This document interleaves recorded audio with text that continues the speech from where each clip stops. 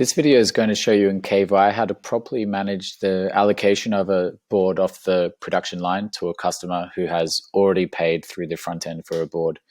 So here we can see in control tools, there's a customer. I know this is a front end customer because this system is set up so that the color orange is automatically applied for any front end customer. This can be configured on any KVI system if you like.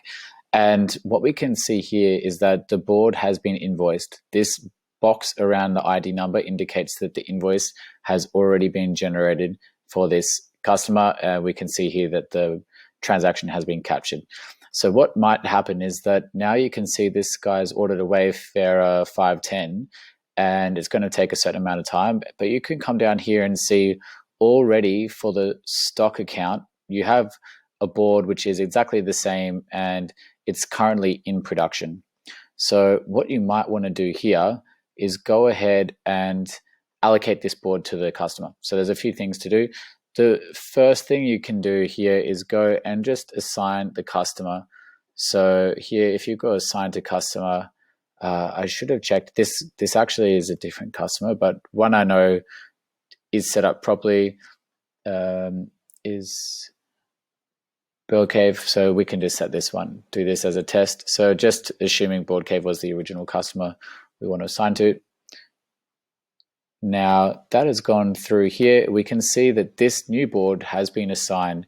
You're going to see this message up the top that says the original board number has been updated and there's a new order that's being created specifically for this customer.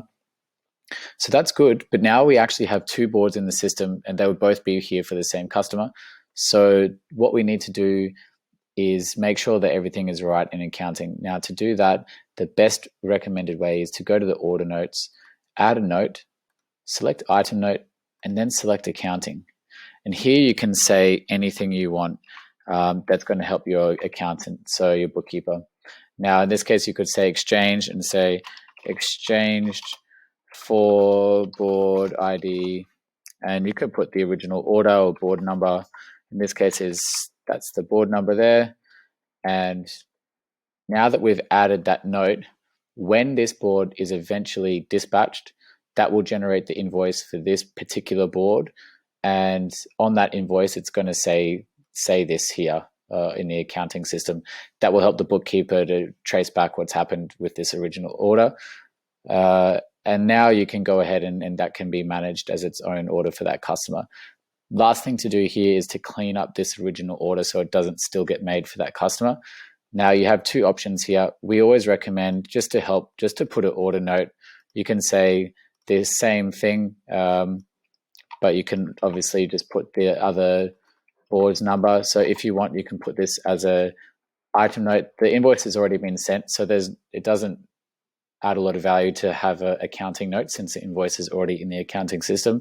Just putting it as an order note will be fine to help that tracking. And now you can either cancel production if you don't want the board to be created, or you can change it to stock. So typically, if the board doesn't have anything unique like artwork or string of text, you can just change it back to stock.